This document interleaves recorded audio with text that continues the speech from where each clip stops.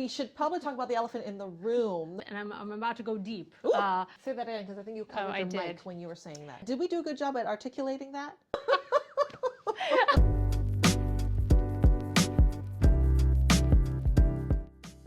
All right, girl. This is episode 6. Yeah, 6 episodes. Let's do. We started a tradition in our last episode 5. If you haven't watched that, go back and watch that. Of style moment of the week. So I think we should continue that on. Let's do it. Yeah. What's your style moment of the week? Okay, so bear with me. Because if you've been watching our podcast, you know that we go deep, and I'm about to go deep right now. And my style moment, it will come to this. We'll end with what I'm actually wearing, but I want to give you some background on how we got here. And so my style moment of the week is actually a life learning kind of concept. And it's about letting go. And so I think the last time, and I'm going to talk about Bruno Mars too. You guys, it's all the things. This just came to me this morning. But, okay, so last time we talked on the podcast about one of the things that I'm shedding this year is this attitude of precision and perfection, kind of in all areas of my life, but specifically as it relates to my style, I've been kind of letting go more. And so I had a moment this week, my style moment here, but it's kind of built up from things that I've been learning and becoming aware of this week. And thank you, Bruno Mars, because he taught me a lesson. I went down a little bit of a rabbit hole this week, and I don't know how many people do this, where you kind of like go on YouTube and you get really interested in something, and then you keep going. Yeah. Okay. So those of you that know me know that another passion of mine is dancing. So I've danced my whole life. I also dance in life now. And I happened to see a clip of Bruno Mars at a concert. I think he was in like Japan. I think the last time he came through Asia. And it was this dance break when he's performing Finesse. And it's like the most perfect dance break ever. But it was more of just like the vibe he had in this like 30 seconds. And I kept watching it. I was like, oh my gosh, what is he channeling, right?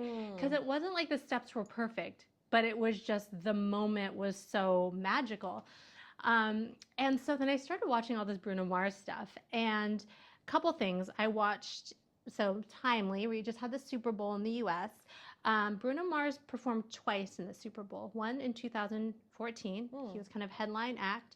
One in 2016, when he was kind of on with Coldplay and Beyonce. Ooh, I remember that one. And there was such a difference, and it really drove home this concept that I've been thinking about. So in 2014, he was like the perfect Bruno Mars. Like, he was kind of doing that James Brown thing back then. His dance moves were perfect. Did a pompadour. Yeah.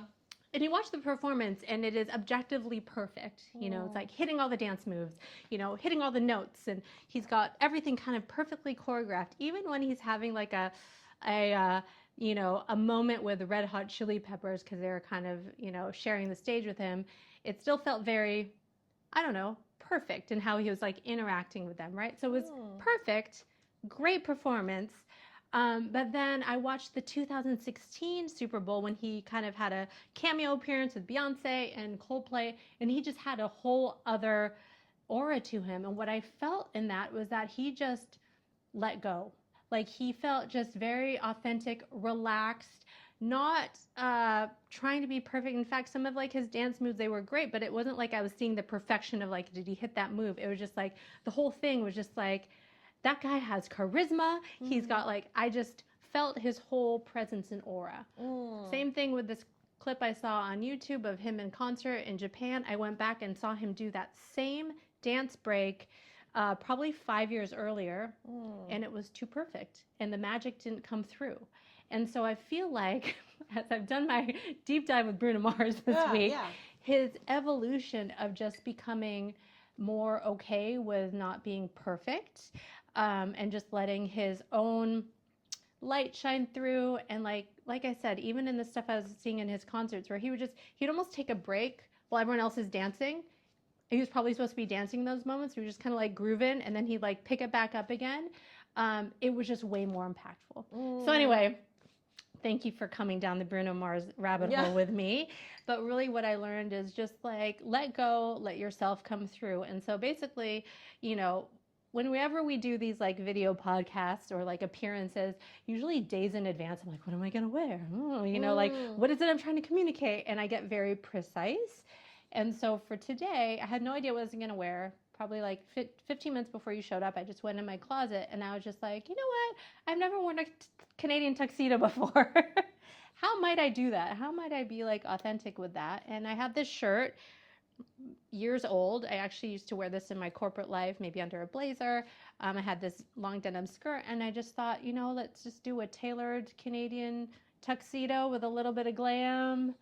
And it just felt very me. And I just saw us on our What We Wore that we just filmed. I'm like, that's a really good outfit. I really like that. And I just feel very me. So that's my style moment of just letting go. And when you let go, just the inspiration that comes through and feeling, more yourself, but like let go of the preciseness, let go of the planning sometimes. Yeah. I have so much more to say and comment on that, but we should probably talk about the elephant in the room, which is that I'm also in a Canadian tuxedo. Go Canada. Yes. I am Canadian too, for those people who don't know. So there we just call it a tuxedo. But I also, because if you guys don't know us personally, you'll get this from watching the podcast more and more that we literally share the same mind and wavelength. And I also had the thought of, no, I didn't use the words let go necessarily, but just really unapologetically leaning into my personal style. And because, and when I mentioned this in our previous podcast, that I was feeling like my closet wasn't exactly me. What is it? And you had mentioned, maybe I had edited this out, but you had mentioned in our conversation in the last podcast, maybe part of it is a bit of ego. You can read my mind, girl. You read my, you know what I am trying to express or what is there before even I have figured it out, And when we were filming that podcast, I was literally just thinking aloud, like, this is happening, but what is it then, Yeah. And I think I'm getting closer to it now. And the thing is that I have been, and maybe it's because we are in this line of work, inevitably you're going to be influenced by what is current, what other people are wearing. We both have a very good sense of our personal style, but still, we're not perfect. We're still going like, maybe I should try that. And there's nothing wrong with trying this and trying that. But I really stand by, especially in this past week, of like truly rooted in yourself. Who is you first? And so that led me to this situation right here, which is all the elements that I really have always loved, regardless of what is current, which is the workwear details, which is, a little bit of a bandana. I love a bandana. I love a bandana. And also, so this is leading to what I plan to say for my style moment of the week, is in doing that, I have been re-embracing the fun and the impactfulness of the right accessories. So this scarf, for example, is a pre-loved. It's a vintage Bottega scarf that I found on Vestiaire. We're not being paid by them. I just love them. So I got that on Vestiaire. And then there's a bit of burgundy there, so I just popped on these burgundy loafers. I feel like very like carpentry, very kind of like workwear-y, and just very neat. Just I feel so comfortable in this. You look like a chic, like a woodworking. Like you're gonna go back into your workshop, but you're making like a beautiful bench or something. I know, literally and figuratively. I'm going back to the workshop. Oh. So poetic. Yeah. So I don't know if that was too concise of a mode of the day. I think we're in a similar wavelength of like shutting out the noise. Really just like, who is you? What feels like yourself? Right.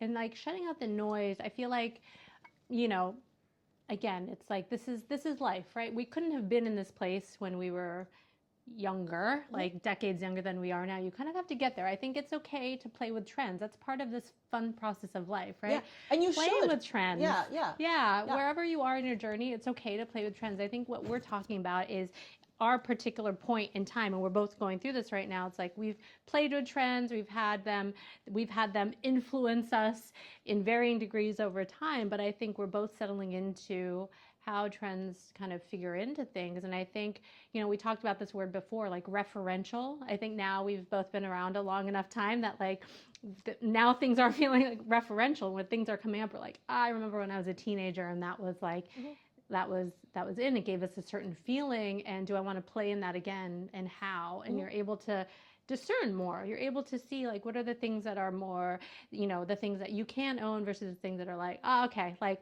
been there, done that. I don't need that anymore. But like this is how I can make it my own now that I've kind of lived. So okay, this is what I wanted to say when you were talking about, because it relates to you going down the Bruno Mars rabbit hole and seeing sort of his evolution in his style, but also in his aura. Yeah.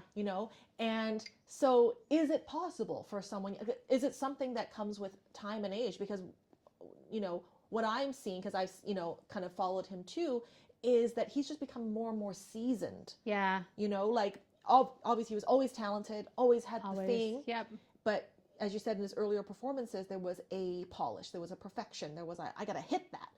And then as he's become more seasoned, he's just as good, if not better now, because it's in him already. Yeah.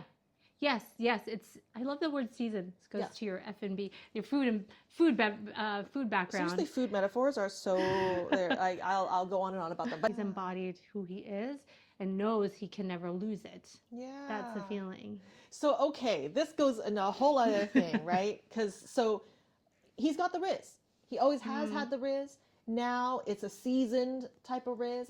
I think we've established that it comes with age and experience, and but then for the younger viewers, how do we unlock? How does one unlock their Riz? Like I think it's easier for us at this stage in life to be like, you know what, I can let go. I can ease back because it's all there. But I wonder if you told a younger person that, is it something they have to realize the long way, rather, how do we unlock the Riz?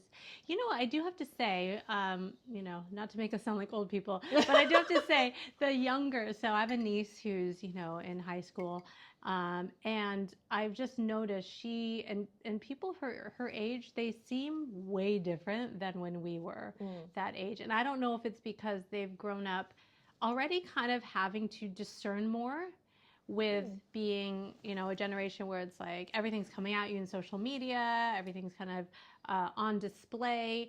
And so already kind of at an early age having to kind of discern what's for you and what's not for you, versus maybe us, it was a lot of this stuff is being developed as we're growing up, and you're kind of just taking it at face value and letting the influence kind of wash over you. I don't know. That's just in the moment, not real sure.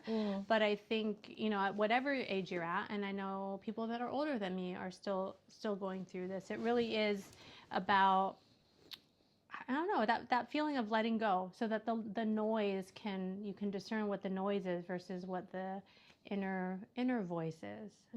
We talked a lot about this too. This is maybe going a little deep for everyone, about connecting to your body. So when things feel right, and this goes with the essence stuff that we teach too, when things feel right for you, if they feel like the right choice, they feel like the right, movement towards something, your body can feel it. You might feel more relaxed. You might feel more excited. You feel more just aligned, versus when things don't feel like you, and you might get a little tense. You might get, I went through this for many years where it's like I had constant shoulder and neck tension, I think because I was fighting. There's a tension that I was always kind of fighting with things that I was maybe choosing or aligning to that weren't necessarily coming from me. So I don't know. I don't know if that would be, what I would tell the younger generation these days, but I do feel like there's a little bit more from what I see inherent kind of self-discovery happening at an earlier age. Maybe it's because they're exposed to so much more. Yeah. And then so yeah, it goes through it. Then they're realizing quicker that like, ugh, there's a lot of noise out there. Yeah. Literally. And I don't feel good about, you know, like succumbing to all that. So whatever it is. Yeah. So we talk a lot about ourselves on this podcast, which is fun for us. But obviously we run a business also, which gives us a lot of our own growth and our own insights. Maybe Deb, do you have a favorite either client or workshop we did last year? I have one. I really love all our workshops, I'll say, because and I think I mentioned this in one of our posts in the end of last year. I just had to express my gratitude to the people we partnered with, because they all really understood what we were about. And then I pat ourselves on the back, but like we're very discerning with who we collaborate with, because we want them to have the same point of view as us and understand. But we also want to collaborate with people who are not necessarily fashion people or fashion related. And so I'll say one of my favorite events we did was at a private members club where we talked about our approach to style through a wine tasting. Oh yeah, that one was so fun. Okay. That one was super fun, and we did it with a friend of ours who is a wine professional and has a very kind of thoughtful and non-pretentious approach. Yeah. But what really connected with us was that he is just really good at describing his wine in a way that is actually quite emotional. Yeah. You know, and not in a way that intimidates people, and not in a way that like distances people, like, you know. And so I think we really connected with that. And so we did a wine tasting that represented the 5 essence types of the Kibbe system, which is our approach at Dressing the Woman. Yeah. So I loved that because it gave people something tangible. Yeah. You know, they were tasting wine. They were exploring the qualities of that wine, and then in turn exploring the qualities of who they are and their style. And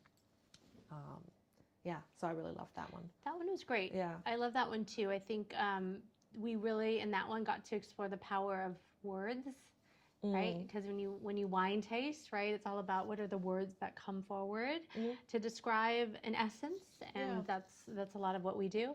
I think the other thing too that was cool that I loved, this was a growth moment for us. It was one of the first workshops where we then really also were very inclusive with not just women. In terms of how we can use this approach. So we really kind of worked along the spectrum from a gender perspective. And so I thought that was also a great moment last year. Yeah. Actually, we have had people come to our workshops who were on the gender spectrum. Yep. And I love to see that they connect with it just as much as anyone on either end of the spectrum, because that's our approach. Yeah. It is about your essence, your essence, your vibe, and your balance, right, between qualities, you know, that are on a spectrum. There's no defined boxes. So, that was great. Yeah, love that. What about you? Yeah, I've had a lot of good moments, but I think one that's coming to mind, we've done a lot of like workshops and group events in the past year. And one that I really loved was where we kind of stretched into more of the wellness space. So we did it with a partner that is they're not in the fashion world, they're not in style, they're not in clothing. But like Deb said, we're finding partners that really resonate with our mission and our vision and our point of view. And so this particular wellness kind of owner and her space, they really resonated with how we talk about unlocking your personal style from the inside out. And again, going back to kind of these words that are about, you know, discovering and then owning these qualities about yourself, these words that, you know, we explored in the workshop with the wine. You can do similarly in a space that's about kind of wellness. And so this place, they did yoga, they do breath work, meditation, that sort of thing. And we were able to come in there and do a workshop around personal style that was very much grounded in discovering yourself more. So we actually didn't have any clothing. in the workshop. But it was still just a very beautiful experience for everyone there to learn more about themselves. And the reason why I felt that was such a great moment was that we probably stayed a whole another hour after the workshop. Everyone just kind of hung out and wanted to kind of keep talking about life, about themselves, about celebrities and their style. And that's when we know we are kind of doing what we are meant to be doing with this, because it's really helping people unlock their understanding of themselves and the world more. And so that was a really, really great moment this past year. One thing comes to mind, it's more of like an aha moment that we had at this workshop that I'm talking about.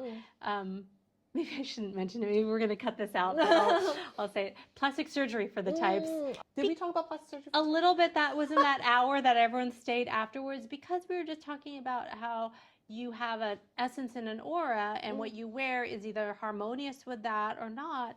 And so then we're talking about when people get plastic surgery and make features of themselves, like copy maybe what a celebrity's like lips are or eyes or whatever, but it's like they're not paying attention to who they are and their essence, and like those elements could actually really fight them. So, yeah, like you said, oftentimes they're like, I want these eyes, I want these lips, I want they're looking at things very kind of like at individually, like at face value, rather than looking at your holistic self. And I actually thought about it this morning on the way over here, that because I saw this post about just that people kind of like altering their face and things like that. And I want to say that like we don't have anything against that too, right? And it's also becoming more and more common. Your body, do what you need, whatever want makes to do. You feel confident. But this post was talking about how altering your face and all that to a standard ideal can, among other things, make you lose your uniqueness, right? And because there is a standardized ideal out there. Your facial thirds, your how tall your mid face should be, all those little things that people pay a lot of attention to now. But if you do that and you create that idealized version of yourself, you can look at someone like that and be like, okay, they're really pretty, but that uniqueness is gone. And actually, your uniqueness, I know this sounds cliche, but when you see someone and you're like, oh, they're so unique, I've never seen anything that that's something special about that person, that also triggers a person to pay attention to your intangible traits. I feel. When you see someone, you're like, they have something different, then you have an emotion towards that person. Versus like a perfect Barbie type, and then you're just like admiring their aesthetics, but that's it. But if someone has that little bit of imperfection, it actually is, for me, it makes me pay attention to them more. It makes me go, oh, there's an interest hook. It makes you want to pay more attention to their intangible beauty. I saw something the other day on Instagram that was like, remember back in like the 90s or whatever it was, when like actresses and celebrities had all different faces, and then they showed this reel of like all these different, like, Kate Hudson and I can't even name them all, but all these actresses back in the day, and they just had very like Cameron Diaz and Lucy Liu, and they all have just very distinct, different faces. And they were all beautiful, but it's like, I just feel like that's changed a little bit, over time in terms of that, seeing those very different faces with the imperfections, with the slight, the quirkiness or the, and I think that's tied to the charisma. Yeah, that's what I'm trying to articulate. It's that their differences are tied to that intangible thing. And when you erase that, then you erase the opening to your soul in a way. I feel. There's it's the authenticity. Vulnerability. We had our first younger client this year, which I found was really interesting. And all our clients, all our one-on-one clients are, unique, and we really get to know them. Yeah. You know, because we look through their closets, we get to know their lives, but also we spend quite a bit of time with them. So we are able to not psychoanalyze, but like maybe see what they need and how we should approach them practically and emotionally and all those things. And this younger client that we had, we both felt was still finding herself. Yeah, I think so. Yeah, and that was definitely like a growth moment for us, right? Because I think a lot of our clients tend to be maybe a little bit further along in their years, so they've had some experience, and they've had maybe some life things that have happened in their life that they've like, oof, you know, like I've gone through stuff, and you know, now they have a point of view and where they want to go with their life now, right? Yeah, and that's what made them contact us. They're like, Exactly. You know what, I'm at this stage now, and I want to look like I'm at this stage. Like that's what. Yes. There's a driving force.